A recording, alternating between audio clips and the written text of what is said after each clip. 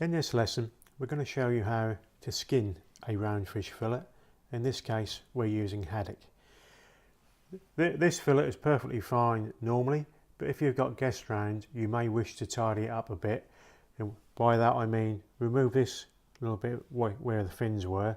So you just put your knife lightly on the edge and very gently slide your knife up to remove that.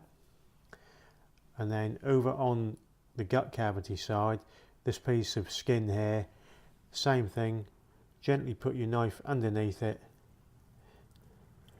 and remove it. That then is slightly tidier. Some people also like to remove the actual flap because it is rather thin and it tidies up the whole fillet. So once you've removed these two pieces here, some people don't like to have the flap on, which is this piece here, because that'll make it a bit more even for cooking. So to remove that, you just put your knife on and just gently pull it round to the head end, and that cuts the flap off. That then makes that a very presentable, neat fillet. To remove the skin, I'll just change the position a bit as I'm right-handed.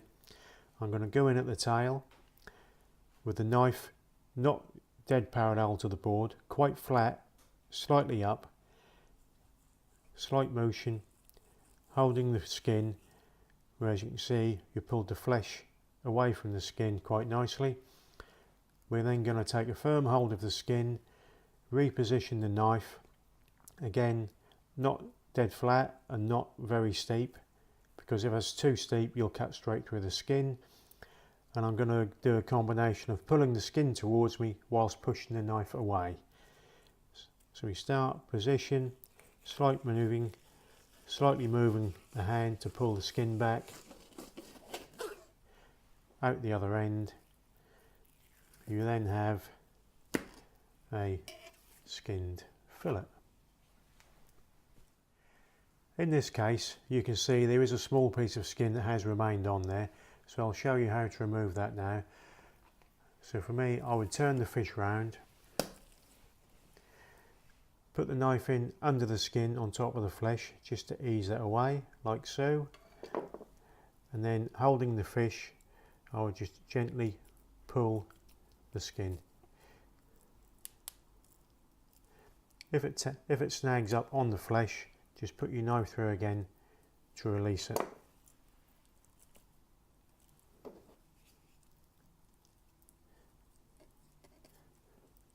And that is the easiest way of removing it.